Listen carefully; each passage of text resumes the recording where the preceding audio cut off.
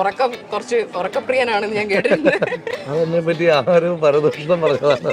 ഇത്ര വലിയൊരു ഇഷ്യൂ ഉണ്ടായാലും ഞാൻ അതിനെ പോസിറ്റീവായിട്ട് എടുക്കുന്നത്. ഇപ്പം അവരെ ഇപ്പം എന്നെ അടിക്കാൻ ഒരു വടിയായിട്ടാണ്. അങ്ങനെ ഒരു പ്രശ്നം ഉണ്ടെന്ന് വരുത്തി തീർക്കാനുള്ള ഭയങ്കരമായ ഒരു ശ്രമം പ്രശ്നമില്ലെന്ന് മാത്രമല്ല, ഞങ്ങൾ ഒന്നിച്ച് പഠിച്ച ആളുകളാണ്. ഞാനൊരു പള്ളിയിൽ പോയിരുന്നു. അപ്പോൾ പള്ളിയിൽ ഒരു അടക്കത്തിന് പോയി, എന്നിട്ട് പുറത്തേക്ക് ഇറങ്ങി വരുമ്പോൾ ഓക്കെ പ്രേക്ഷകരെ, നമ്മുടെ രാഹുലിന്റെ ഇന്റർവ്യൂ ഞാൻ ഫുള്ളായിട്ട് വെച്ചു തരാം. അതായത് ഇന്നോ ഇന്നലെയോ ഷൂട്ട് ചെയ്തതല്ല, ഇത്തിരി പഴയതാണ്. പക്ഷേ നമ്മുടെ രാഹുൽ മാങ്കൂടത്തിൽ എല്ലാം പറയുന്നുണ്ട്. നിങ്ങൾ ഫുള്ളായിട്ട് കേൾക്കണം. രാഹുൽ മാങ്കൂടത്തിൻ്റെ ജീവിതകഥ മൊത്തത്തിൽ പറയുന്നുണ്ട്. അത് ഒന്നൊന്നായിട്ട് ഞാൻ വെച്ചു തരാം. അതിനു മുമ്പ് നമ്മുടെ വിഷയം ചർച്ച ചെയ്യാം. രാഹുൽ മാങ്കൂടത്തിൽ KPCC പ്രസിഡന്റ് ആവോ? പൊന്നുപ്രേക്ഷകരോട് കുഞ്ഞു കാര്യം കൂടി പറയാം.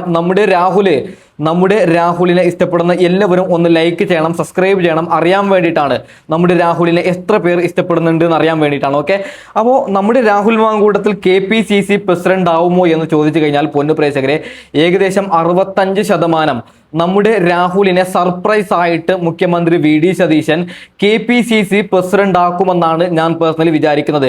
അതിൻ്റെ 2-3 കാരണം പറയാം. ഒന്ന്, നമ്മുടെ രാഹുൽ മാങ്കൂടത്തിൽ കോൺഗ്രസ് പുറത്താക്കിയിട്ടും നമ്മുടെ രാഹുൽ മാങ്കൂടത്തിൽ കോൺഗ്രസിന് വേണ്ടി നിരന്തരം പണിയെടുക്കുന്നുണ്ട്.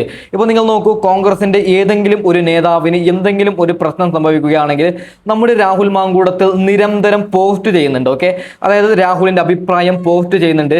പിന്നെ ഒരു കാര്യം കൂടി പറയാം, ഈ കേസൊക്കെ രാഹുൽ മാങ്കൂടത്തിന് വന്നിട്ടില്ല എങ്കിൽ ഇന്ന് വലിയൊരു മന്ത്രിയാവേണ്ട ഒരാളായിരുന്നു നമ്മുടെ രാഹുൽ മാങ്കൂടത്തിൽ. അതുകൊണ്ട് നമ്മുടെ രാഹുൽ മാങ്കൂടത്തിൻ്റെ ജീവിതം ഇല്ലാതായി, നമ്മുടെ രാഹുൽ മാങ്കൂടത്തിൻ്റെ പൊളിറ്റിക്സ് ഒക്കെ ഇല്ലാതായി. അതുകൊണ്ട് രാഹുലിനെ മാസായിട്ട് തിരിച്ചു വരാം. നമ്മുടെ രാഹുൽ മാങ്കൂടത്തിന് ഒരു തൃപ്തിയാവാൻ വേണ്ടിയിട്ട് ചിലപ്പോൾ KPCC പ്രസിഡന്റ് കൊടുക്കും എന്നാണ് ഞാൻ വിചാരിക്കുന്നത്. ഇപ്പോൾ നിലവിൽ അതിൻ്റെ ചെറിയൊരു ചർച്ച തുടങ്ങിയിട്ടുണ്ട്. അതിനെക്കുറിച്ചിട്ട് കൂടുതലായി എന്തെങ്കിലും ഇൻഫർമേഷൻ കിട്ടുകയാണെങ്കിൽ പൊന്നുപ്രേക്ഷകരെ തീർച്ചയായിട്ടും ഞാൻ വീഡിയോ ചെയ്യാം. അപ്പോൾ നമുക്ക് ആ ഒരു ഇന്റർവ്യൂ ഒന്നൊന്നായിട്ട് കേൾക്കാം. ഓക്കെ, ഇതാ കാണുന്ന ആളുകളെ പാലക്കാടുകാരല്ലാത്ത പുറത്തുള്ള ആളുകളുണ്ട്. പാലക്കാടുകാർക്ക് അറിയാം ഞാൻ അവരുടെ അടുത്ത് എത്തുന്നുണ്ട്, പിന്നെ വീട്ടിലൊക്കെ വരുന്നുണ്ട് എന്ന് അവർക്കറിയാം. പാലക്കാടുകാരല്ലാത്ത പ്രത്യേകിച്ച് പാർട്ടിക്കാർ വിചാരിക്കും പിന്നെ ഇവിടെ പോയപ്പോൾ തൊട്ട് ഭക്ഷണം കഴിപ്പ് മാത്രമേ കഴിക്കാൻ വേണ്ടിയിട്ടാണോ പോയത് എന്ന് ചോദിക്കും. ഈ ഫുഡ് കഴിക്കുന്ന കാര്യം പറയുമ്പോൾ പാലക്കാട് ഏറ്റവും ഇഷ്ടപ്പെട്ട ഫുഡ് അത് പറഞ്ഞു നിർത്തിയത്. അതായത് ഞാനിവിടെ വന്ന് ഈ ബൈറ്റൊക്കെ കൊടുക്കുമ്പോഴേ ഒന്ന് വീട് കയറുമ്പം നമുക്ക് ആളുകളോട് വർത്താനം പറഞ്ഞുകൊണ്ട് ബൈറ്റ് കൊടുക്കാൻ കഴിയില്ല. ബൈറ്റ് പലപ്പോഴും കൊടുക്കുക എപ്പോഴേലൊക്കെ ഭക്ഷണം കഴിക്കുന്നുണ്ടായിരിക്കും. അപ്പോൾ ഇവിടെ വന്ന് എൻ്റെ ഏറ്റവും കൂടുതൽ ബൈറ്റ് ഭക്ഷണം കഴിക്കുമ്പോഴാണ്. അപ്പോൾ അതാണ് പറഞ്ഞു വന്നത്, ആളുകൾ വിചാരിക്കും ഭക്ഷണം കഴിക്കാൻ വേണ്ടിയിട്ടാണ് പാലക്കാട് പോയത്. ഏറ്റവും ഇഷ്ടപ്പെട്ട ഫുഡ് ഏതാ പാലക്കാട്? ഞാൻ എന്നും കഴിക്കുന്ന ഒരാളാണ്. അപ്പോൾ ഈ ഇലക്ഷനിടയിൽ അങ്ങനെ ഫുഡ് എൻജോയ് ചെയ്യാനൊന്നും കഴിയില്ല. നമ്മൾ കിട്ടുന്നത് കഴിക്കുക എന്നുള്ള ഓപ്ഷനുള്ളൂ. പ്രിയം വെജിനോടാണോ നോൺ വെജിനോടാണോ? നോൺ വെജ് ആണ്. നമ്മളെ കടിക്കാത്ത എന്തിനാ നമ്മൾ കഴിക്കുന്നത്? നോൺ വെജ് ആണ്. അതിൽ തന്നെ ഫിഷ് ആണ്. ഇഷ്ടപ്പെട്ട ഫുഡ് എന്ന് പറയുമ്പോൾ ഏതാ ഇഷ്ടപ്പെട്ട ഫുഡ്? ഞാൻ എല്ലാം കഴിക്കുന്ന ഒരാളാണ്. എന്നാലും മീനിന്റെ വെറൈറ്റീസ് ഒക്കെ ഭയങ്കര ഇഷ്ടമാണ്. ചോറ് കഴിക്കാൻ ഇഷ്ടമാണ്. അപ്പോൾ ചോറും ചെമ്മീനും എല്ലാം കൂടെ ഉള്ള, പിന്നെ ഒരു ചെറിയ ചമ്മന്തി, ഒരു അച്ചാറ്, ചെമ്മീൻ, അങ്ങനെയൊക്കെയുള്ളൊരു കോംബോ ഉണ്ട്. അമ്മയുടെ ഫുഡൊക്കെ മിസ് ചെയ്യുന്നുണ്ടോ? അമ്മയുടെ ഫുഡ് മിസ് ചെയ്ത് തുടങ്ങിയിട്ട് കാലം കുറേ ആയി. കാരണം ഈ ഒരു സ്റ്റേറ്റ് പൊളിറ്റിക്സിൽ ലൈവായി തുടങ്ങിയതിന് ശേഷം കഴിഞ്ഞൊരു 7 വർഷമായിട്ട് അധികം അമ്മേന്റെ ഭക്ഷണം കഴിക്കലില്ല. ഓക്കെ, ബാക്കി വെച്ച് തരാം. എന്ത് മനോഹരമാണല്ലേ രാഹുലിന്റെ വാക്കുകൾ. ബാക്കിയും കൂടി കേൾക്കാം. പിന്നെ പോകുമ്പോഴൊക്കെ കഴിക്കും. പിന്നെ അമ്മ അത്യാവശ്യം നന്നായി പാചകം ചെയ്യുകയും അത് എൻജോയ് ചെയ്യുകയും ചെയ്യുന്നത്. അമ്മയേക്കാൾ ചേച്ചിയാണ് ഇപ്പോൾ. ചേച്ചി ഭയങ്കരമായിട്ട് കുക്കിംഗ്, അവർ പ്യുവർ വെജിറ്റേറിയൻ ആണ് ചേച്ചി. പക്ഷേ അവൾ നന്നായി പാകം ചെയ്യും, നന്നായി നോൺ വെജ് ഉണ്ടാക്കും. അതെനിക്ക് ഭയങ്കര കൗതുകമാണ്. കാരണം ടേസ്റ്റ് ചെയ്യാതെ നന്നായി അത് കുക്ക് ചെയ്യും. അപ്പം എനിക്ക് ചേച്ചിയുടെ ഡിഷസ് സ്വന്തമായിട്ട് കുക്ക് ചെയ്യുന്ന സാഹചര്യങ്ങൾ എനിക്ക് ഉണ്ടായിട്ടില്ല. അപ്പം ഹോസ്റ്റൽ ലൈഫിലായിരുന്നു ഉണ്ടാകേണ്ടിയിരുന്നത്. അന്നേരം നമ്മളൊരു അങ്ങനെ കുക്കിങ്ങിന് പോയിട്ടില്ല. പിന്നെ എനിക്ക് കുക്കിംഗ് ഇങ്ങനെ കഴിക്കുന്നതല്ലാതെ കുക്കിങ്ങിനോട് എനിക്ക് ഇപ്പം കുക്കിംഗ് ചെയ്യുന്നത് മോശമാണെന്നല്ല, നമുക്കൊരു ക്രൈസ് വേണമല്ലോ. കുക്കിംഗ് എനിക്ക് അങ്ങനെ ഒരു ക്രൈസ് ഉള്ള ഒരു സാധനമല്ല. ഫുഡ് കഴിക്കാൻ നല്ല ക്രൈസാണ്, കുക്കിംഗ് എനിക്കൊരു ക്രൈസ് ആയിട്ട് തോന്നിയിട്ടില്ല. അതുകൊണ്ട് അത് പഠിക്കാനോ അതിൽ കുറെ റിസർച്ച് ചെയ്യാനൊന്നും ഇതുണ്ടായിട്ടില്ല. ഈ തെരഞ്ഞെടുപ്പിന്റെ ഇങ്ങനെ ഓടി നടക്കുന്നതിനിടയിൽ ഫുഡൊക്കെ കഴിക്കാൻ സമയം കിട്ടുന്നുണ്ടോ? തെരഞ്ഞെടുപ്പിനിടയിൽ നമ്മൾ ഏറ്റവും അധികം കോംപ്രമൈസ് ചെയ്യുക, അത് ഞാനൊന്നല്ല കേട്ടോ, എല്ലാ കാൻഡിഡേറ്റ്സും ഏറ്റവും അധികം കോംപ്രമൈസ് ചെയ്യുക ഫുഡായിരിക്കും. കാരണം ആ സമയം കൂടെ പരമാവധി ആളുകളെ കാണുക. ഫുഡ് ഉറക്കമാണ് തെരഞ്ഞെടുപ്പിൽ നമ്മൾ കോംപ്രമൈസ് ചെയ്യുന്ന 2 പ്രധാനപ്പെട്ട ഐറ്റങ്ങൾ. അത് മാത്രമേ നമുക്ക് കോംപ്രമൈസ് ചെയ്യാൻ പറ്റൂ. ഞാനിങ്ങനെ കേട്ടിട്ടുണ്ട് രാഹുലേട്ടൻ പൊതുവില് ഉറക്കം കുറച്ച് ഉറക്കപ്രിയനാണെന്ന് ഞാൻ കേട്ടിട്ടുണ്ട്. അതിനെ പറ്റി ആരും പരദൂഷണം പറഞ്ഞതാണ്. അങ്ങനെ ഉറക്കപ്രിയനല്ല. ഞാനാണെങ്കിൽ രാത്രി താമസിച്ച് ഉറങ്ങുന്ന ആളാണ്. ഞാൻ രാത്രിയിൽ ഇപ്പം നാട്ടിലാണെങ്കിൽ നൈറ്റ് ഡ്രൈവ് പോവും, സുഹൃത്തുക്കളോട് ഡ്രൈവ് പോവും. അല്ലാതെ ഇപ്പോൾ പുറത്തൊക്കെ ആണെങ്കിലും ഇപ്പം പരിപാടിക്കൊക്കെ പോകണമെന്ന് വിചാരിച്ചു. ഇപ്പോൾ ഒരു ജില്ലയിൽ പരിപാടിക്ക് പോയി കഴിഞ്ഞാൽ അവിടുത്തെ ആളുകളുടെ കൂടെ രാത്രിയിൽ ഇങ്ങനെ കറങ്ങാൻ പോവുക, സിനിമ കാണാൻ പോവുക. അപ്പം അത്തരം കാര്യങ്ങളൊക്കെ ഉള്ളതുകൊണ്ട് നൈറ്റ് എൻഗേജാണ്. അപ്പം രാവിലെ ഒത്തിരി താമസിച്ചിട്ട് എഴുന്നേക്കുള്ളൂ. ഒന്ന് ഈ സംഘടനാ പ്രവർത്തനമായിട്ട് പോകുമ്പോഴേ നമ്മൾ രാത്രികൾ മുഴുവൻ യാത്രകളൊക്കെ ആയിരിക്കും. അപ്പോൾ ഒന്നെങ്കിൽ ലേറ്റ് നൈറ്റിലായിരിക്കും നമ്മുടെ ട്രെയിൻ, അല്ലെങ്കിൽ ഏർലി മോർണിംഗിൽ എത്തും. അപ്പം പിന്നെ നമ്മുടെ പരിപാടി എന്ന് പറയുന്നത് എന്തായാലും ഒരു അപ്പോൾ നമ്മൾ പോയി പ്രസംഗിക്കേണ്ട പരിപാടി, അല്ലെങ്കിൽ ഉദ്ഘാടനം ചെയ്യേണ്ട പരിപാടി, അല്ലെങ്കിൽ ഒരു സമരം. ഓക്കെ, ബാക്കി വെച്ച് തരാം. വളരെ വളരെ ഹാപ്പിയാണ് എന്നൊക്കെ രാഹുലിന്റെ ഈ ഒരു വാക്ക് കേൾക്കുമ്പോൾ. നിങ്ങൾക്ക് എങ്ങനെയാണെന്നൊന്ന് കമന്റ് ചെയ്യണേ, ബാക്കിയും കൂടി കേൾക്കാം. അതൊരു 10-11 മണി കഴിഞ്ഞിട്ടേ ഉണ്ടാവുള്ളൂ. അപ്പോൾ രാവിലെ ഇത്തിരി സമയം കിട്ടും. നാട്ടിലാണെങ്കിൽ ഒന്നും നടക്കില്ല. നാട്ടിലാണെങ്കിൽ ഇപ്പോൾ വീട്ടിലാണെങ്കിൽ രാവിലെ ആരിലൊക്കെ കാണാനായിട്ടൊക്കെ വരും. പക്ഷെ നമ്മളിപ്പോൾ പുറത്താണെങ്കിൽ ഹോട്ടൽ മുറിയിലാണല്ലോ താമസിക്കുന്നത്. അപ്പോൾ നമുക്ക് കുറച്ചുകൂടെ ഉറങ്ങാൻ പറ്റും. അങ്ങനെ അതാണ്. വല്ലാണ്ട് സമയം ഉറങ്ങലില്ല. രാവിലെ കുറച്ച് സമയം എടുക്കലുണ്ട്. ഉറങ്ങാൻ ഇഷ്ടമല്ലാത്തവരാണല്ലോ ഉള്ളത്.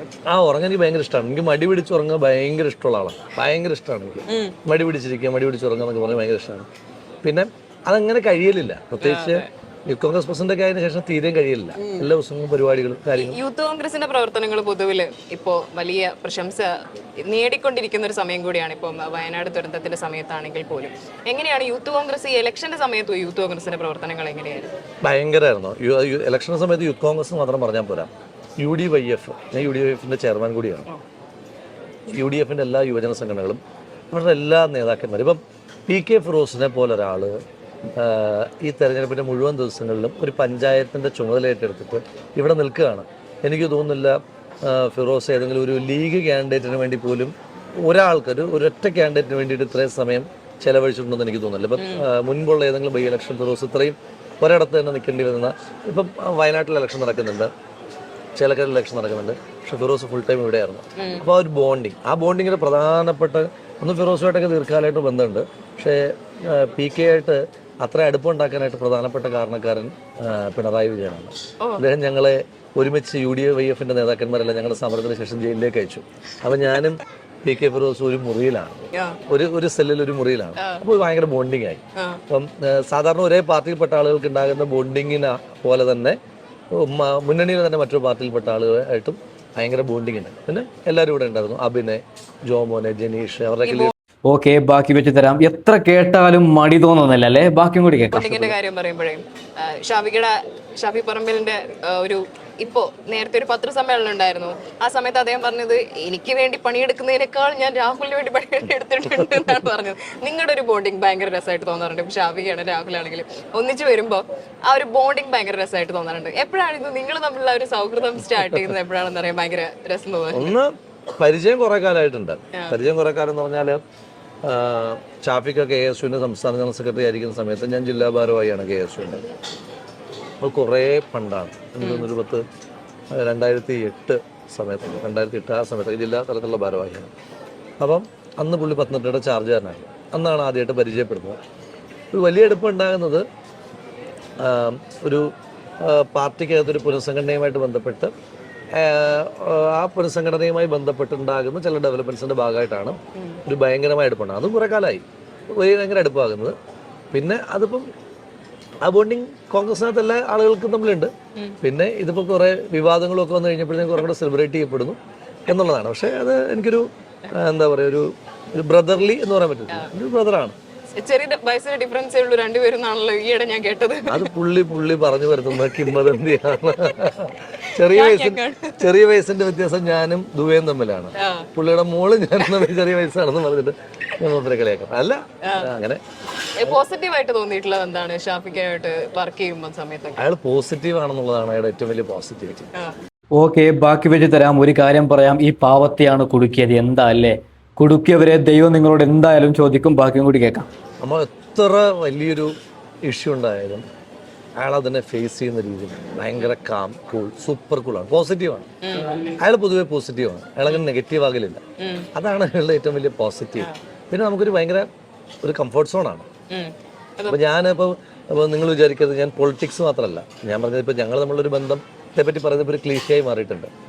എനിക്കതിനകത്തൊരു സന്തോഷം തോന്നിയത്, പാർട്ടിയോടൊരു സന്തോഷം, അഭിമാനം തോന്നിയത് ഇപ്പം ഞാനിവിടെ മത്സരിക്കാൻ വരുമ്പം എതിരാളികൾ പറഞ്ഞത് പിൻഗാമി എന്നാണ്. അതെ, സാധാരണ പിൻഗാമി എന്ന് പറയുന്നത് ഒന്നുകിൽ അച്ഛൻ മകൻ, അല്ലെങ്കിൽ സഹോദരങ്ങൾ, അല്ലെങ്കിൽ പങ്കാളികൾ, അവരൊക്കെ വരുമ്പോഴാണ് പിൻഗാമി എന്ന് പറയുന്നത്. ഞങ്ങൾ തമ്മിൽ രക്തബന്ധമില്ല, ഞങ്ങൾ ഒരു പ്രദേശക്കാരല്ല, ഒരു കാലഘട്ടത്തിലെ ആളുകളല്ല, ഞങ്ങൾ തമ്മിൽ ഏതെങ്കിലും ഒരു കള്ളിയിൽ അങ്ങനെ അങ്ങനെ പറയാൻ പറ്റുന്ന ആളുകളല്ല.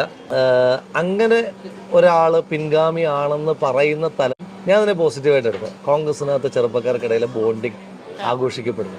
നിങ്ങളുടെ ഇടയിൽ ചർച്ച ഞങ്ങൾ ആലോചിക്കാറുണ്ട്, നിങ്ങൾ രാഷ്ട്രീയം മാത്രമാണ് എന്തൊക്കെ ചർച്ച വരും? എന്നും ചർച്ച ചെയ്യുന്നു. നിങ്ങള് വീട്ടിൽ നിങ്ങളുടെ ബ്രദറിനോട് എന്തൊക്കെയാ ചർച്ച ചെയ്യുന്നു? ഫൈറ്റ് ചെയ്യാറുണ്ട്, ചർച്ച ചെയ്യാറുണ്ട്. ഉണ്ടല്ലോ, എത്ര തവണ പിണങ്ങാറുണ്ട്. ഇപ്പൊ സരിൻ അന്ന് ആ ഒരു സമയത്ത് പിണങ്ങി നിൽക്കുന്ന ഒരു സമയത്ത് ആരോപണം ഉന്നയിച്ച സമയത്ത് ആദ്യം വിളിച്ചത് കുട്ടി വി ഡി സതീശനാണ് എന്നൊക്കെ വിളിച്ചു. ഇപ്പൊ കുട്ടി ഷാഫി എന്നുള്ള വിളിയൊക്കെ വരുന്നു. ഈ വിളികളൊക്കെ എങ്ങനെയാണ് എടുക്കുന്നത്? ഞാൻ അതിനെ പോസിറ്റീവായിട്ട് എടുക്കുന്നത്. ഇപ്പം അവരെ എന്നെ അടിക്കാൻ ഒരു വടിയായിട്ടാണ് ഷാഫി പറമ്പിൽ കുട്ടി ഷാഫി എന്നൊക്കെ വിളിച്ചത്. അത് ഈ മണ്ഡലത്തിന്റെ പൾസ് അവർക്ക് ഇപ്പോഴും മനസ്സിലാവത്തുണ്ടാകും. ഇവിടെ ഏറ്റവും അധികം ഓടുന്ന പേരാണ് ഷാഫി പറമ്പിൽ, ഏറ്റവും അധികം ചർച്ച ചെയ്യപ്പെടുന്ന പേരാണ്, ആളുകളുടെ മനസ്സുള്ള പേരാണ്. അയാളുടെ ഒരു ജൂനിയർ ആണെന്ന് പറയുമ്പോൾ എനിക്കത് പോസിറ്റീവ് ആണ്. ഇനിയിപ്പോൾ കുട്ടി സതീശൻ വിളിച്ചാൽ എന്താ, ഞാനതിനെ പോസിറ്റീവായിട്ടാണ്. ഇപ്പോൾ കുട്ടി സതീശൻ എന്ന് പറഞ്ഞാൽ ഇപ്പോൾ വി ഡി സതീശൻ കേരള നിയമസഭയിലും ഏറ്റവും അക്കാദമിക്കായിട്ട് കാര്യങ്ങൾ പ്രസന്റ് ചെയ്യുന്ന ഒരാളാണ്. അയാൾ ലേൺഡാണ്. അയാൾ ജയിക്കാൻ പ്രയാസമുള്ളൊരു മണ്ഡലം കണ്ടിന്യൂസ് ആയിട്ടും കൺസിസ്റ്റന്റ് ആയിട്ട് നിലനിർത്തുന്ന ഒരാളാണ്. അയാളുടെ ജൂനിയർ എന്ന് വിളിക്കുന്നതിനകത്ത് തെറ്റ്. കോൺഗ്രസ് പാർട്ടിയിൽ ഏത് നേതാവിൻ്റെ പേര് കുട്ടി സുധാകരൻ എന്ന് വിളിച്ചാലോ, കുട്ടി കെ സി വേണുഗോപാൽ എന്ന് വിളിച്ചാലോ, കുട്ടി രമേശ് ചെന്നിത്തല എന്ന് വിളിച്ചാലോ, ഏത് പേര് വിളിച്ചാലും എനിക്ക് സന്തോഷമില്ല. ഓക്കെ, ബാക്കി വെച്ച് തരാം. പൊന്നു പ്രേക്ഷകരെ, ഇത് കേൾക്കുമ്പോൾ നമ്മുടെ മനസ്സിൽ എന്തെങ്കിലും ടെൻഷൻ ഉണ്ടെങ്കിൽ എല്ലാം ഇല്ലാതാവുന്നുണ്ട് അല്ലെ? ഒരു സമാധാനമില്ല. ഒന്ന് കമന്റ് ചെയ്യണേ, ബാക്കിയും കൂടി കേൾക്കാം. ഭയങ്കര പ്രിവിലേജ്ഡ് ആയിരിക്കും. ഇപ്പൊ സരിൻ പറഞ്ഞിട്ടുള്ളത് ജയിച്ചു കഴിഞ്ഞാല് ഞാൻ ആദ്യം കാണാൻ പോകുന്നത് ഷാഫി ആയിരിക്കും. ജയിച്ചു കഴിഞ്ഞാൽ ആദ്യം കാണാൻ പോകുന്ന ആരായിരിക്കും? അപ്പം ആ മൊമെന്റിൽ തന്നെ കുറെ ആളുകൾ ചുറ്റുമുണ്ടല്ലോ, കുറെ ആളുകൾ ചുറ്റുമുണ്ട്. ഇപ്പം ജയിപ്പിക്കുന്ന പാലക്കാടുകാർക്കൊപ്പമാണ് ഞാൻ ഇരിക്കുന്നത്. എൻ്റെ ഫാമിലി ഉണ്ട്. പിന്നെ ഇവിടം വിട്ട് കാണുകയാണെങ്കിൽ ആദ്യം പോകുന്ന ഉമ്മൻചാണ്ടി സാറിൻ്റെ അടുത്തേക്കായിരിക്കും. ഓക്കെ, ഉമ്മൻചാണ്ടി സാറിനെ പറയുമ്പോഴാണ് ഇതിന്റെ ഇടയിൽ ചാണ്ടി ഉമ്മനുമായിട്ട് എന്തോ പ്രശ്നമുണ്ട് എന്നൊക്കെ പറഞ്ഞു വലിയ വിവാദങ്ങൾ അതിനിടയിൽ സൃഷ്ടിക്കുന്നു. ചാണ്ടി ഉമ്മന്റെ ഒരു പോസ്റ്റിന് താഴെ ഭയങ്കരമായി സൈബർ അറ്റാക്ക് ഒക്കെ അതിന് പിന്നീട് നടക്കുന്നു. ശരിക്കും നിങ്ങൾ തമ്മിൽ എന്തെങ്കിലും പ്രശ്നമുണ്ടോ? അങ്ങനെ ഒരു പ്രശ്നം ഉണ്ടെന്ന് വരുത്തി തീർക്കാനുള്ള ഭയങ്കരമായ ഒരു ശ്രമം നടക്കുന്നുണ്ടെന്ന് മാത്രമല്ല, ഞങ്ങൾ ഒന്നിച്ച് പഠിച്ച ആളുകളാണ്. അപ്പം ഒന്നിച്ച് പഠിച്ചെങ്കിൽ ഞങ്ങൾ പുള്ളി എന്നേക്കാൾ കുറച്ചുകൂടി സീനിയറാണ് പ്രായം കൊണ്ട്. അപ്പം ഞങ്ങൾ ഒരുമിച്ച് ഞാനൊരു ഇൻ്റർവ്യൂ പറഞ്ഞിട്ടുണ്ട് അപ്പം ഞങ്ങൾ ഒരുമിച്ച് ഡൽഹി പഠിച്ച ആളുകളാണ്. ഞങ്ങൾ പിന്നെ ഒരുമിച്ച് യാത്ര ചെയ്യുകയും ഒരുമിച്ച് താമസിക്കുകയൊക്കെ ചെയ്തിട്ടുള്ള ആളുകളാണ്. നല്ല ബോണ്ടിങ് ഉണ്ട്. ഞാനൊരു ഇൻ്റർവ്യൂ പറഞ്ഞിട്ടുണ്ട്. എൻ്റെ ഫോണിൽ ഇപ്പം അയാളുടെ പേര് ചാണ്ടി ചായൻ എന്ന് പറഞ്ഞിട്ടാണ് സേവ് ചെയ്തത്. ചാണ്ടി ഉമ്മൻ MLA എന്നോ അങ്ങനൊന്നുമല്ല സേവ് ചെയ്തത്, ചാണ്ടി ചായൻ എന്ന് പറഞ്ഞിട്ടാണ്. അത് ഏത് കാലത്ത് സേവ് ചെയ്തതാണ് ഫോണിനകത്ത്. അപ്പം അങ്ങനെ അത്രയും ബന്ധമുള്ള ആളുകളാണ്. പക്ഷേ ഇതിനകത്തൊക്കെ ഇങ്ങനെയൊക്കെയുള്ള ആരോപണങ്ങൾ ഉണ്ടാക്കുമ്പോൾ ഒരു പ്രശ്നം, രണ്ടുപേരും നമ്മളുടെ വ്യക്തിബന്ധത്തെ വന്ന് നമുക്ക് ഇങ്ങനെ എക്സ്പ്ലെയിൻ ചെയ്ത് ഞങ്ങൾ തമ്മിൽ പ്രശ്നമൊന്നുമില്ല എന്ന് പറയേണ്ടി വരുന്നൊരു ഗതികേടാണ്. അതെ അതെ അതെ, ശരിയാണ്. ഇപ്പം സരിൻ അതുപോലെ കൂടെ പ്രവർത്തിച്ചിരുന്ന ഒരാൾ കൂടിയായിരുന്നു. സരിൻ പെട്ടെന്നാണ് മാറുന്നത്. അതും താങ്കൾ സ്ഥാനാർത്ഥിയായി വന്നതിന് ശേഷം ആണ്, അതും പറഞ്ഞാണ് മാറിപ്പോവുകയും ചെയ്യുന്നത്. ശരിക്കും സരിന്റെ ഒരു സ്ഥാനാർത്ഥിത്വത്തെ എങ്ങനെ നോക്കി കാണുന്നത്? പ്രത്യേകിച്ചൊന്നും നോക്കി കാണത്തില്ല. ഇല്ല, ഇവിടെ ഒരു ത്രികോണ മത്സരം ഉണ്ടോ? ശരിക്കും ഇല്ല, മാധ്യമങ്ങളിലുണ്ട്. ഇവിടെ ആരൊക്കെ തമ്മില മത്സരം? പാലക്കാട് ഡയറക്റ്റ് ഫൈറ്റ് ആണ്. നമ്മൾ എത്രയൊക്കെ അല്ല എന്ന് പറഞ്ഞാലും ഡയറക്റ്റ് ഫൈറ്റ് ആണ്. പിന്നെ ആ ഫൈറ്റിന് ആക്കം കൂട്ടുന്ന പ്രവർത്തനമായിരുന്നു CPM ലീഡർഷിപ്പിന്റെ ഭാഗത്തുനിന്നുണ്ടായത്. അതുകൊണ്ടാണ് കമ്മ്യൂണിസ്റ്റ് ജനതാ പാർട്ടി എന്ന് നമ്മളവരെ വിളിക്കുകയും അത് ജനം ഏറ്റെടുക്കുകയും ചെയ്തു. ഓക്കെ, ബാക്കി വെച്ച് തരാം. ഒരു കാര്യം പറയാം, ഇത് പഴയ ഇന്റർവ്യൂ ആണ്. എന്തിനിപ്പോ വെക്കുന്നു? നമ്മുടെ രാഹുൽ മാങ്കൂട്ടത്തിൽ ഇങ്ങനെയുള്ളവനായിരുന്നു, നമ്മുടെ രാഹുൽ മാങ്കൂട്ടത്തിനെ കോൺഗ്രസിലേക്ക് തിരിച്ചെടുക്കട്ടെ, KPCC പ്രസിഡന്റ് ആക്കാൻ വേണ്ടിയിട്ടാണ്, വീണ്ടും ചർച്ചയാവാൻ വേണ്ടിയിട്ടാണ് ഇതൊക്കെ വെക്കുന്നത്. ബാക്കിയും കൂടി കേൾക്കാം. കമ്മ്യൂണിസ്റ്റ് ജനതാ പാർട്ടി എന്നൊരു സമരത്തിനിടയിൽ ഞാൻ പറഞ്ഞൊരു വാക്കാണ്. പിന്നീട് അത് മുഴുവൻ ആളുകളും പറയുന്ന വാക്കായി മാറുന്നത് അത് എസ്റ്റാബ്ലിഷ്ഡ് ആയതുകൊണ്ടാണ്, അത് ആളുകൾ കൂടി കൺവിൻസിങ് ആയതുകൊണ്ടാണ്. അത് KPM ഹോട്ടലിന്റെ ഫ്രണ്ടിൽ തുടങ്ങി വെണ്ണക്കരയിലെ ബൂത്തിൽ എന്നെ തടയുന്നത് വരെ അവരുടെ വിസിബിലിറ്റി, ഒരു മുന്നണിയായിട്ടുള്ള വിസിബിലിറ്റി ആളുകൾ കാണുന്നുണ്ട്. അതിനു മുമ്പുള്ളവരുടെ പരസ്പര ധാരണയെ ആളുകൾ കാണുന്നുണ്ട്. അപ്പം അങ്ങനെ ഒരു മുന്നണിയുടെ സ്ഥാനാർത്ഥിയായ കൃഷ്ണകുമാറുമായിട്ട് തന്നെയായിരുന്നു മുഖ്യ മത്സരം. അതല്ലാതെ ബാക്കി ത്രികോണ മത്സരം എന്നൊക്കെ പറയും നിങ്ങളുടെ മാധ്യമങ്ങളുടെ ഒരു BJPയും കോൺഗ്രസും തമ്മിൽ തന്നെയാണ് മത്സരം. BJPയുടെ സ്ഥാനാർത്ഥിയായിരുന്ന കമ്മ്യൂണിസ്റ്റ് പാർട്ടിയിൽ ഒരു വലിയ വിഭാഗം പിന്തുണച്ച നേതാക്കന്മാർ, പ്രവർത്തകരല്ല. പ്രവർത്തകരുടെ പിന്തുണ എനിക്കുണ്ടാവും. പക്ഷേ കമ്മ്യൂണിസ്റ്റ് പാർട്ടിയുടെ മൊത്തം പിന്തുണ രാഹുലിനാണെന്നാണല്ലോ പൊതുസംസാരം. കാരണം എറണാകുളത്ത് ആ ഒരു പേജിൽ വന്ന പത്തനംതിട്ടയിൽ ആ ഒരു ജില്ലാ കമ്മിറ്റിയുടെ പേജിലാണ് ആ വീഡിയോ വരുന്നത്. അതിനുശേഷം പാലക്കാട് തന്നെ ഒരു വിഭാഗത്തിന് സരിന്റെ സ്ഥാനാർത്ഥിത്വത്തിൽ എതിർപ്പുണ്ട്. അതുകൊണ്ട് ആ വോട്ടുകളൊക്കെയും വരാൻ സാധ്യതയുണ്ട് എന്നൊക്കെയുള്ള ചർച്ചകൾ നടക്കുന്നുണ്ടല്ലോ. എനിക്ക് ഒരുപാട് കമ്മ്യൂണിസ്റ്റ് വോട്ടുകൾ കിട്ടിയിട്ടുണ്ട്. ഇന്ന് ഞാനൊരു പള്ളിയിൽ പോയിരുന്നു. അപ്പോൾ പള്ളിയിൽ ഒരു അടക്കത്തിന് പോയി. എന്നിട്ട് പുറത്തേക്ക് ഇറങ്ങി വരുമ്പോൾ 2-3 ചെറുപ്പക്കാർ. അപ്പം ആ ചെറുപ്പക്കാരോട് സംസാരിച്ച് കഴിഞ്ഞപ്പം അവരെന്നോട് പറഞ്ഞു DYFIയുടെ പ്രവർത്തകരാണ്, അവരെനിക്കാണ് വോട്ട് ചെയ്തതെന്ന്. ഇപ്പം തെരഞ്ഞെടുപ്പിന് മുൻപ് പറഞ്ഞിരുന്ന പ്രധാനപ്പെട്ട ഒരു കാര്യം, എൻ്റെ കാൻഡിഡേച്ചർ ഡിനൈ ചെയ്യാൻ വേണ്ടിയിട്ട് ഉണ്ടായിരുന്നൊരു ഡിസ്കഷൻ ഉണ്ടായിരുന്നു. പാർട്ടിക്കകത്തല്ല, പാർട്ടിക്ക് പുറത്ത് മാധ്യമങ്ങളിൽ. ആ ഡിസ്കഷന് വേണ്ടിയിട്ട് പറഞ്ഞിരുന്നൊരു കാര്യം, എനിക്ക് ലെഫ്റ്റ് സിമ്പതൈസേഴ്സിൻ്റെ വോട്ട് കിട്ടില്ല എന്നാണ്. അപ്പോൾ അങ്ങനെ പറഞ്ഞ് അത് ആളുകൾക്കിടയിലും ഞാൻ തന്നെ ആലോചിച്ചു കിട്ടില്ലേ എന്ന് ചിന്തിച്ചിടത്താണ് ഇപ്പോൾ ഒരു DYFIയുടെ 3 പ്രവർത്തകർ വന്നിട്ട് നിങ്ങൾക്കാണ് വോട്ട് ചെയ്തതെന്ന് പറഞ്ഞത്. അപ്പോൾ അവർക്ക് എന്നോട് പറയേണ്ട കാര്യമില്ല. ഇലക്ഷൻ മുന്നേ ആണെങ്കിൽ ഫോർമാലിറ്റിക്ക് വേണമെങ്കിൽ ചുമ്മാ പറയാം, ചെയ്യുമെന്ന് പറയാം. ഇലക്ഷൻ കഴിഞ്ഞിട്ട് തന്നെയാണ് അവർ പറയേണ്ട കാര്യം എന്നാണ്. മാത്രമല്ല DYFIയുടെ പ്രവർത്തകർ എനിക്ക് വോട്ട് ചെയ്തു എന്ന് പറയേണ്ട ആവശ്യം തന്നെ ഇല്ലല്ലോ. അവർക്ക് അതിൻ്റെ ഒരു അത്തരത്തിലുള്ളൊരു ഒബ്ലിഗേഷനും അവർക്കില്ല. അവർ പറയുന്നത് യാഥാർത്ഥ്യമാണ്. ഹാക്കർ എന്നൊക്കെയാണ് വിളിക്കുന്നത്, ശരിക്കും ഹാക്കിംഗ് ഒക്കെ അറിയോ? പിന്നെ പരാതി കൊടുത്തില്ലല്ലോ. ഞാൻ പറഞ്ഞത് ഇവരിപ്പോ ഉന്നയിച്ച എല്ലാ വിഷയങ്ങളും പരാതി കൊടുക്കാൻ ഞാനാണ് അവരെ വെല്ലുവിളിച്ചത്. ആദ്യം പെട്ടിയുടെ വിവാദം ഉണ്ടായി. ഓക്കെ പോലെ പ്രേക്ഷകരെ ബാക്കി വെച്ച് തരാം. കേൾക്കുമ്പോൾ ഇപ്പൊ നല്ല സാഡ് തോന്നുന്നുണ്ട്. നമ്മുടെ രാഹുൽ ഇല്ലെങ്കിൽ ഇപ്പോ വലിയൊരു മന്ത്രിയാവേണ്ട ആളായിരുന്നു അല്ലേ. എന്തായാലും ബാക്കിയും കൂടി കേൾക്കാം. പെട്ടിയുടെ വിവാദം ഉണ്ടായപ്പോൾ ഞാൻ പറഞ്ഞു കള്ളപ്പണല്ലേ കേസ്, നിങ്ങൾ എനിക്കെതിരെ കേസെടുക്കും, നുണപരിശോധന വിധേയനാക്കില്ല. അപ്പൊ അതില്ലല്ലോ. പേജിൽ പോസ്റ്റ് വന്നു. ആ പോസ്റ്റ് എന്ന് പറഞ്ഞാൽ കൃത്യമായിട്ടൊരു പൊളിറ്റിക്സ് ഉണ്ടായിരുന്നു അതിനകത്ത്. പത്തനംതിട്ട ജില്ലയിലെ CPMന്റെ ഒരു വിഭാഗം നവീന്റെ കൊലപാതകവുമായി ബന്ധപ്പെട്ട് അവിടെ 2 ചേരിയുണ്ട്. അപ്പം നവീൻ്റെ അത് കൊലപാതകമാണെന്ന പൊസിഷൻ എടുത്ത ആളാണ് ഞാൻ. ആ പൊസിഷനോടൊപ്പം നിൽക്കുന്നൊരു ചേരിയുണ്ട്, യാഥാർത്ഥ്യമാണ്. അപ്പം എല്ലാം നമുക്ക് കമ്മ്യൂണിക്കേറ്റ് ചെയ്യാൻ പറ്റില്ലല്ലോ. അവരാണ് ആ പോസ്റ്റിന് പിന്നിൽ. അപ്പോൾ അവർ പറഞ്ഞു, ഞാൻ പറഞ്ഞല്ലോ ഹാക്ക് ചെയ്തതാണെന്ന് ജില്ലാ സെക്രട്ടറി പറഞ്ഞപ്പോൾ ഞാൻ പറഞ്ഞു SP ഓഫീസിൽ പരാതി കൊടുക്കുക, പെട്ടെന്ന് കണ്ടുപിടിക്കാം. പരാതി കൊടുത്തിട്ടില്ലല്ലോ. ഇന്നലെ വെണ്ണക്കരയിൽ ബൂത്തിനകത്ത് പോയി ഞാൻ വോട്ട് ചോദിച്ചു എന്ന് പറഞ്ഞൊരു തടയുന്ന സാഹചര്യം ഉണ്ടായി. അന്നേരം ഞാൻ പറഞ്ഞു നിങ്ങൾ എനിക്കെതിരെ പരാതി കൊടുക്കും, ഇലക്ഷൻ കേസ് കൊടുക്കും. അപ്പം സ്വാഭാവികമായിട്ട് എൻ്റെ കാൻഡിഡേച്ചർ റദ്ദ് ചെയ്യപ്പെടും. പരാതിയില്ല. വേറെ ഒരവസരത്തിൽ എനിക്ക് അനധികൃത സ്വത്തുണ്ടെന്ന് പറഞ്ഞു. ഞാൻ അപ്പോഴും പറഞ്ഞു നിങ്ങൾ പരാതി കൊടുക്കും, കാരണം ഞാനിപ്പോൾ അഫിഡവിറ്റ് കൊടുത്തല്ലോ, അഫിഡവിറ്റിനകത്ത് അനധികൃത സ്വത്തൊന്നും വെച്ചിട്ടില്ല. അപ്പോൾ പരാതി കൊടുത്താൽ സ്വാഭാവികമായിട്ട് എൻ്റെ കാൻഡിഡേച്ചർ തള്ളിപ്പോകും. പരാതി കൊടുക്കും, പരാതിയില്ല. ഈ സ്വത്തിന്റെ കാര്യം പറയുമ്പോൾ പണ്ടൊരു വിവാദം ഉണ്ടായിരുന്നല്ലോ, 58 ലക്ഷത്തിന്റെ കാറുണ്ട് ഉണ്ടായിരുന്നില്ല അങ്ങനെ ഒരു വിവാദം. അന്ന് ഞാൻ ഉപയോഗിച്ചുകൊണ്ടിരുന്ന വാഹനം കിയയുടെ സെൽട്ടോസ് ആണ്. അപ്പോൾ ഈ സെൽട്ടോസ് 58 ലക്ഷം രൂപ ഉണ്ടെന്നൊക്കെ അറിഞ്ഞിട്ട് സെൽട്ടോസിന് ഭയങ്കര അഭിമാനമായിട്ടുണ്ടായിരുന്നു. അങ്ങനൊന്നും കാര്യമില്ല. ഞാൻ കോളേജിൽ പഠിക്കുമ്പോൾ തൊട്ട് എനിക്ക് വീട്ടിൽ വാഹനമുണ്ട്, കാറുണ്ട്. അപ്പം അങ്ങനെ ഇന്നത്തെ കാലത്ത് കാറ് മെയിൻറ്റെയിൻ ചെയ്യുക എന്ന് പറയുന്നത് വലിയ, അത് ഞാനങ്ങനെ ഔഡിയോ മെഴ്സിഡസ് ബെൻസ് ഒന്നുമില്ല, സാധാരണക്കാരൻ്റെ കാറുകൾക്ക് വണ്ടിയുള്ളത്. അപ്പം അതെല്ലാം വന്നിട്ട് യൂത്ത് കോൺഗ്രസ് പ്രസിഡന്റ് ആയപ്പം ഒരു ഇന്നോവ ക്രിസ്റ്റ വാങ്ങി, സെക്കൻഡ് ഹാൻഡ് ആണ് വാങ്ങിയത്. അതൊന്നും വലിയ കാര്യമുള്ള കാര്യമല്ല. അത് ലോൺ എടുക്കുന്നു, നമുക്കത് അടയ്ക്കാൻ പറ്റുന്ന മാർഗങ്ങൾ നമുക്കുണ്ട്. 35 വയസ്സായില്ലേ, ഇപ്പൊ ഒരു വാഹനമൊക്കെ എടുക്കാനുള്ള ഏണിങ് ഉണ്ടാക്കിയില്ലെങ്കിൽ എന്റെ പരാജയമല്ലേ അത്? അതെ അതെ ശരിയാ. ഇനി പത്മജ വേണുഗോപാല് അതിന്റെ ഇടയിൽ പറഞ്ഞിട്ടുണ്ടായിരുന്നു ഷാഫി ആദ്യം കുത്താൻ പോകുന്നത് രാഹുലായിരിക്കും എന്ന തരത്തിലൊക്കെ പറയുകയൊക്കെ ചെയ്യുന്നുണ്ടായിരുന്നു പത്മജ. ശരിക്കും പത്മജ പോയത് കോൺഗ്രസിന് ഒരു പ്രശ്നമാണ്, ഒരു അടിയാണ് എന്ന് ഫീൽ ചെയ്തിട്ടുണ്ടോ ഈ നിമിഷം വരെ? പത്മജ പോയത് നന്നായി എന്നാണ് ഞാൻ പേഴ്സണലി വിചാരിക്കുന്നത്. രാഹുലിന്റെ മറുപടി ഒരിക്കലും ഇല്ല.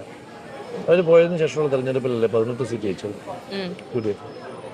പക്ഷെ ഒരു പ്രയാസമാണ്, എനിക്ക് നല്ല പ്രയാസമാണ്. കാരണം ലീഡർ K കരുണാകരൻ ഒരുപാട് ഇഷ്ടപ്പെടുന്ന ഒരാളാണ്. 9 MLA-മാരെ ചുരുങ്ങിയൊരു പാർട്ടിയെ അധികാരത്തിലെത്തിച്ച മനുഷ്യനാരാന്ന് ചോദിച്ചാൽ ഒറ്റ പേരുള്ളൂ, അത് K കരുണാകരൻ എന്നുള്ളതാണ് പേര്. ഒറ്റ പേരാണ് നമുക്ക് പറയാൻ പറ്റുന്നത്. ഈ പാർട്ടിയെ അങ്ങനെ തളർന്നു കിടന്നൊരു പാർട്ടിയെ തിരിച്ചു കൊണ്ടുപോകുന്നത് ലീഡർ K കരുണാകരനാണ്. അപ്പം അദ്ദേഹത്തിൻ്റെ മകൾ പാർട്ടി വിടുക എന്ന് പറയുന്നത് നമുക്ക് സഹിക്കാൻ പറ്റില്ല. അവരും ആലോചിക്കേണ്ടത് അങ്ങനൊരു മനുഷ്യന്റെ മകളാണ് അവര്. ഇപ്പോഴും എനിക്ക് പറയാം എൻ്റെ നേതാവ് ലീഡർ K കരുണാകരനാന്ന് പറയാം. അവർക്കങ്ങനെ പറയാൻ പറ്റുന്നില്ലല്ലോ. അത് അവരങ്ങനെ ചെയ്യാൻ പാടില്ലായിരുന്നു. അപ്പൊ ആ സമയത്ത് അവർക്കെതിരെ പറഞ്ഞത് അത്രയും പറയേണ്ടിയിരുന്നില്ല എന്ന് എപ്പോഴും ഫീൽ ചെയ്തു? ഞാൻ പറഞ്ഞത് പൊളിറ്റിക്കൽ സ്റ്റേറ്റ്മെന്റ് ആണ് പറഞ്ഞത്. പക്ഷെ അത് ദുർവ്യാഖ്യാനം ചെയ്യപ്പെട്ടു. തെറ്റിദ്ധാരണയാണെങ്കിൽ നമുക്ക് മാറ്റാൻ പറ്റും. അവർ തന്നെ ഒരു BJP നേതാവായി മാറിയപ്പം BJPയുടെ ഒരു അജണ്ടയുടെ ഭാഗമായിട്ട് അവർ പിന്നെ ആവർത്തിച്ചുകൊണ്ടിരിക്കുകയാണ്. അപ്പൊ അവര് പറയുന്നത് ലീഡറുടെ സഹധർമ്മിണി, അവരുടെ മാതാവിനെ ഞാൻ അധിക്ഷേപിച്ചു എന്നുള്ളതാണ്. അങ്ങനെ അധിക്ഷേപിച്ചിട്ടില്ലെന്ന് അവർക്കും അറിയാം. ഞാൻ ലീഡറിന്റെ സഹധർമ്മിണി എന്നൊരു വാക്ക് പോലും വേണ്ടിയിട്ടില്ല, ലീഡറുടെ ഭാര്യയെ പറ്റി ഒരു വാക്ക് പോലും വേണ്ടിയിട്ടില്ല. ഞാൻ കൃത്യമായി ഡിഫൈൻ ചെയ്തൊരു പൊളിറ്റിക്കൽ സ്റ്റേറ്റ്മെന്റ് ആണ് നടത്തുന്നത്. അതിനകത്തുനിന്നൊരു 10 സെക്കൻഡ് വീഡിയോ BJP എടുത്തിട്ടാണ് പ്രചരിപ്പിക്കുന്നത്. ആ പ്രചരിപ്പിക്കുന്നതിനകത്ത് പോലും ലീഡറുടെ ഭാര്യയെ ഞാൻ അധിക്ഷേപിക്കുന്നത്. ലീഡറുടെ ഭാര്യ ഞാനെന്താണ് അധിക്ഷേപിക്കുന്നത്? അവർ മരണം വരെയും കോൺഗ്രസ് അല്ലേ? കോൺഗ്രസിന് ഭക്ഷണം നൽകിയ കോൺഗ്രസ് നേതാക്കന്മാർക്കും പ്രവർത്തകർക്കും ഭക്ഷണം കൊടുത്തൊരു അമ്മയല്ലേ? എൻ്റെ അമ്മൂമ്മയുടെ പ്രായമുള്ള ഒരാളല്ലേ? അവരെ ഞാൻ എന്തിനു പറയണം? ഞാൻ പത്മജയെ പറ്റി പോലും മോശമായി പറഞ്ഞില്ലല്ലോ. പിന്നെ എന്തിനാ പത്മജയുടെ ഒരു ചെയ്തിയുടെ പേരിൽ ഞാൻ ഞങ്ങളുടെ നേതാവിൻ്റെ സഹധർമ്മിണിയായ ഞങ്ങളുടെ പാർട്ടിക്കാരിയായ ആ അമ്മയെ പറയേണ്ട കാര്യമൊന്നും എനിക്കുള്ളത്? അതപ്പം തെറ്റിദ്ധാരണയാണെങ്കിൽ ഞാൻ മാറ്റാൻ ശ്രമിച്ചേനെ. തെറ്റിദ്ധാരണയല്ല. തെറ്റിദ്ധാരണയായിരുന്നു ഉറപ്പായിട്ടും ഞാൻ ശ്രീമതി പത്മജ വേണുഗോപാലിനെ തന്നെ വിളിച്ചിട്ട് ചേച്ചി ഞാൻ അങ്ങനെയല്ല ഉദ്ദേശിച്ചത് എന്ന് പറഞ്ഞേനെ. പക്ഷെ തെറ്റിദ്ധാരണയല്ല, ദുർവ്യാഖ്യാനം ചെയ്യാൻ വേണ്ടി ചെയ്യുന്നത്. അതുകൊണ്ടാണ് വിളിക്കാൻ. ഇപ്പൊ സന്ദീപ് വാര്യർ വന്നതിന് ശേഷം ഈ സന്ദീപ് വാര്യർ പഴയ പോസ്റ്ററൊക്കെ എടുത്ത് കുത്തിപ്പോക്കുന്നുണ്ട്.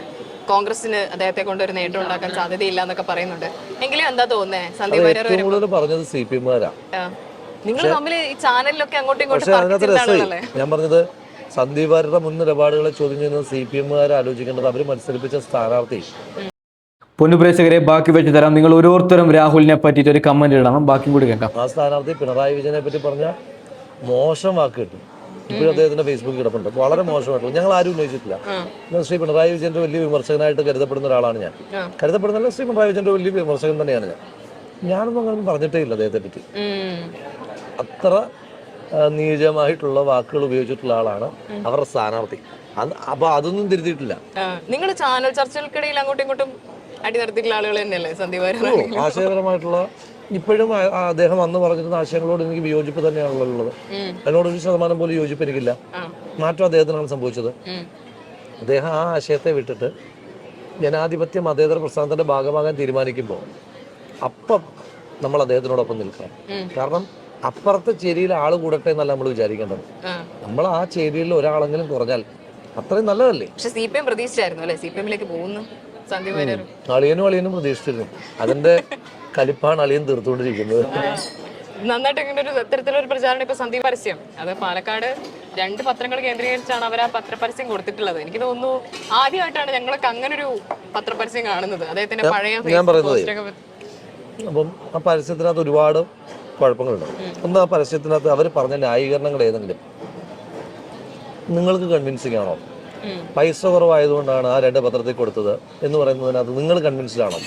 അങ്ങനെയാണെങ്കിൽ 4 പത്രത്തിൽ പരസ്യം കൊടുത്തു, ഹിന്ദുവിൽ പരസ്യം കൊടുത്തു. സാധാരണ കേരളത്തിൽ തെരഞ്ഞെടുപ്പ് നടക്കുമ്പം ഹിന്ദുവിൽ പരസ്യം കൊടുക്കലില്ല.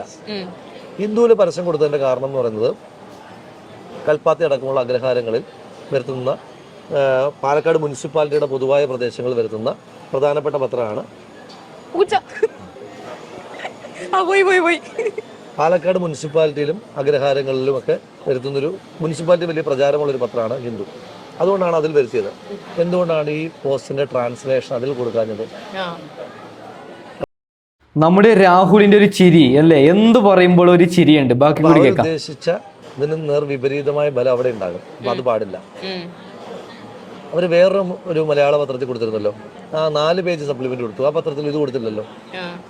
അപ്പം അതിനകത്ത് തന്നെ അവരുടെ ഒരു വർഗീയ ധ്രുവീകരണ ഉദ്ദേശ അജണ്ട കൃത്യമാണ്. കാഫിറിന്റെ പ്രിന്റ് വേർഷനാണ്, കാഫിർ ഡിജിറ്റൽ വേർഷൻ ആണെങ്കിൽ അതിന്റെ പ്രിന്റഡ് വേർഷനാണ് ഇത്. 2, ഇനി അങ്ങനെ കൊടുക്കുകയാണെങ്കിൽ പോട്ടെ. ഇനി ആ നിലപാടുകളുള്ള വൈരുദ്ധ്യമാണ് അവരുടെ പ്രശ്നമെങ്കിൽ എന്തുകൊണ്ടാണ് ശ്രീ കെ സുരേന്ദ്രന്റെ പോസ്റ്റുകളുടെ സ്ക്രീൻഷോട്ട് വെക്കാഞ്ഞത്? ശ്രീ കെ സുരേന്ദ്രൻ ആ വിഷയങ്ങളിൽ സമാനമായ അഭിപ്രായമുള്ള ആളല്ല. ഇനി പോട്ടെ, പ്രത്യക്ഷമായി വെക്കാലോ. ഇവിടുത്തെ സ്ഥാനാർത്ഥിയായ BJP സ്ഥാനാർത്ഥിയുടെ ഈ വിഷയങ്ങളുടെ നിലപാട് ഇത് തന്നെയല്ലേ? എന്തുകൊണ്ടാണ് ആ സ്ക്രീൻഷോട്ടുകൾ വയ്ക്കാഞ്ഞത്? അപ്പം RSSO സന്ദീപ് വാര്യരോ അല്ല പ്രശ്നം, സന്ദീപ് വാര്യർ കോൺഗ്രസ് വന്നതാണ് പ്രശ്നം. അതിനുള്ള അസ്വസ്ഥതയാണ്. അത് ജനം മനസ്സിലാക്കും. ഭൂരിപക്ഷം എത്ര പ്രതീക്ഷിക്കുന്നുണ്ട്? ഇപ്പൊ പലരും പ്രവചിച്ചു കഴിഞ്ഞു ഭൂരിപക്ഷം എത്ര പ്രതീക്ഷിക്കുന്നുണ്ട്? ഞാൻ നമ്പർ പറയാനില്ല. നേതാക്കന്മാരൊക്കെ പറയുന്ന നമ്പറിനോട് അടുത്ത് വരുമെന്ന് ഞാൻ പ്രതീക്ഷിക്കുന്നത്. ഒന്ന്, നമുക്ക് കിട്ടുന്ന റെസ്പോൺസ്, ജനങ്ങൾ തരുന്ന റെസ്പോൺസ്. കാരണം ഇപ്പൊ തന്നെ ഇവിടെ തന്നെ കാണുമ്പോൾ കൊച്ചു കുട്ടികളടക്കം വന്നിട്ട് മടിയിലിരിക്കുന്നു, സെൽഫി എടുക്കുന്നു. ആ സ്നേഹം കാണുമ്പോൾ മനസ്സിലാവുന്നുണ്ട്. പാലക്കാട് കാരണം ആദ്യം പറഞ്ഞിരുന്നത് പാലക്കാടുകാരനല്ലാത്ത ഒരാളാണ് വരുന്നത്, സ്വീകാര്യനല്ല, അതുകൊണ്ട് കണ്ടോ തോൽക്കും എന്നൊക്കെ പറഞ്ഞിരുന്ന ആളുകളാണ് അവരുടെ മുന്നിലേക്കാണ് കാണുന്നത്. നമ്മളിപ്പോ ഇലക്ഷൻ കഴിച്ചല്ലോ, അതെ അതെ എന്നിട്ട് തുടരുകയല്ലേ. അതെ. ഞാനൊരു കാര്യം നിങ്ങളോട് പറയാം. ഇപ്പോൾ ഇവിടെ ഏറ്റവും അധികം വീട് കയറി ഹൗസ് ക്യാമ്പയിൻ നടത്തിയിട്ടുള്ള കാൻഡിഡേറ്റുകളിൽ ഒരാൾ ഞാനായിരിക്കും. ഏറ്റവും അധികം എനിക്ക് ഞാൻ തന്നെ ആയിരിക്കും. കാരണം എനിക്കാണ് കൂടുതൽ ദിവസം കിട്ടിയത്. ഞാൻ കൂടുതൽ ഫോക്കസ് ചെയ്തത് തന്നെയാണ്.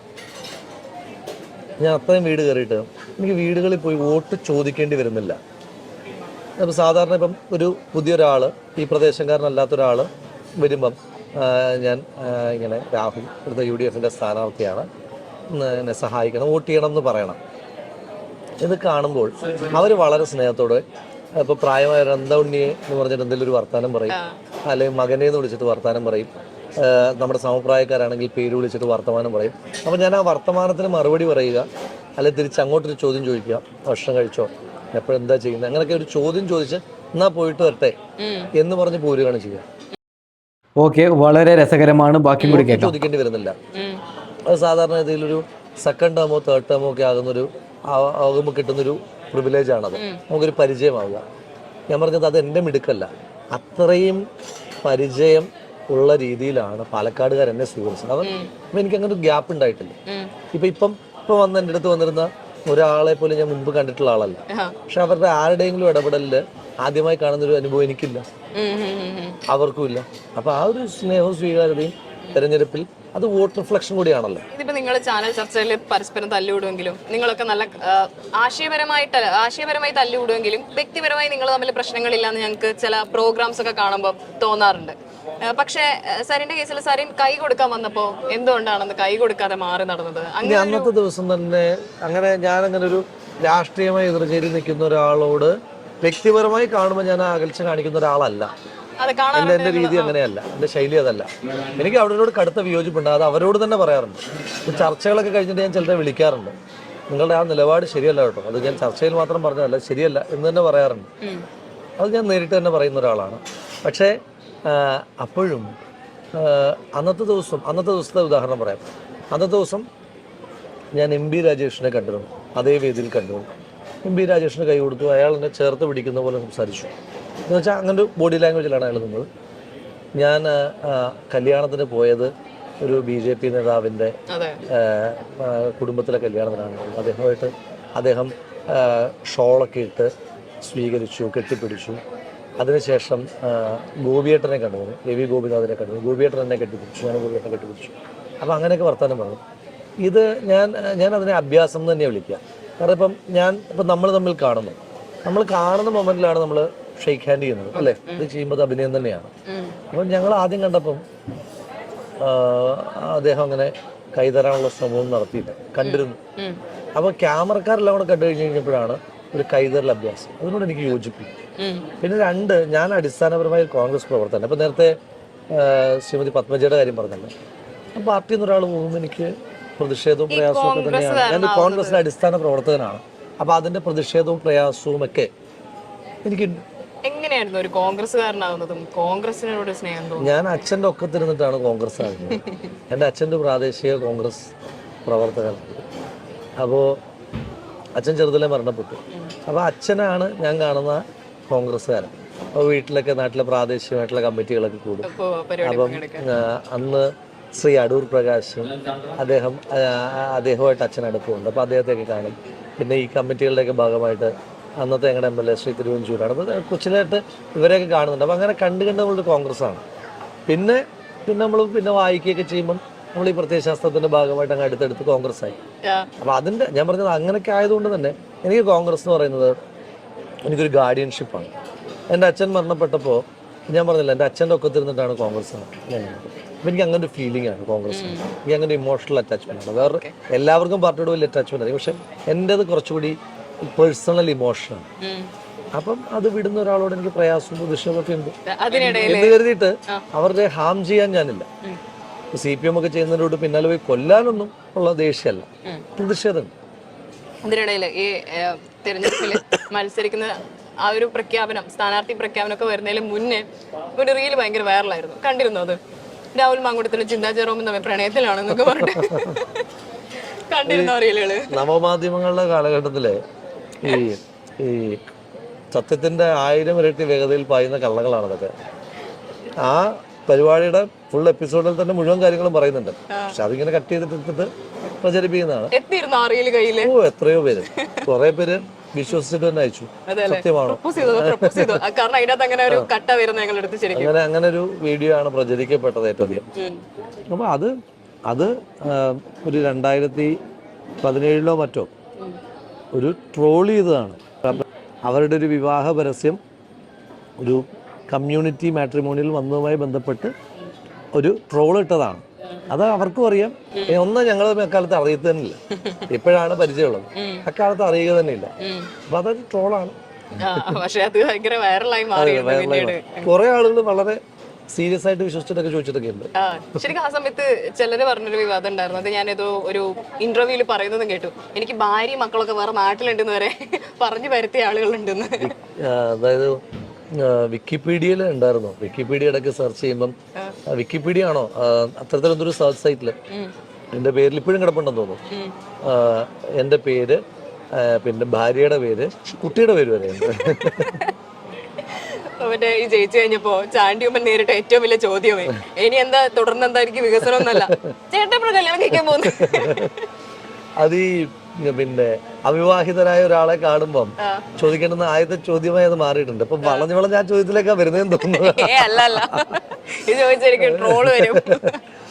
അതായത് ഇത്തരത്തിലുള്ള പൊളിറ്റിക്സ് പറയാത്ത ഏതൊരു ഇന്റർവ്യൂവും ആ ചോദ്യമില്ല. ഇപ്പൊ ഇന്ന് തന്നെ ഞാൻ 3-4 ഇന്റർവ്യൂവിൽ അതിന് മറുപടി പറഞ്ഞു. അപ്പൊ അത് ഡയറക്റ്റ് അപ്പൊ മാധ്യമങ്ങൾ ചോദിച്ചു തുടങ്ങി.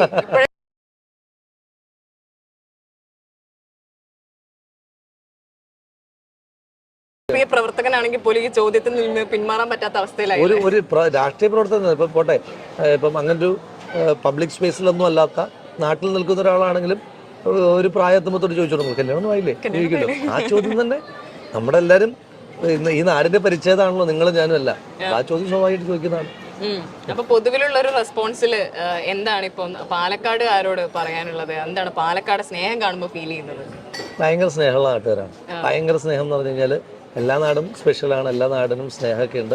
പാലക്കാട് വല്ലാതെ ആർദ്രതയാണ്. ഞാൻ പറഞ്ഞല്ലോ, എനിക്കൊരു അപരിചിതത്വം ഒരു മനുഷ്യനോട് പോലും ഫീൽ ചെയ്യാത്ത തരത്തിലുള്ള സ്നേഹം പാലക്കാട് തരുന്നുണ്ട്. ഭയങ്കര സുന്ദരമായ ഒരു നാട് കൂടിയാണ് പാലക്കാട്. ഓക്കെ, നമ്മുടെ രാഹുൽ മാങ്കൂട്ടത്തിൽ ഇങ്ങനെയൊക്കെയാണ് പറയാനുള്ളത്. അടുത്ത വീഡിയോ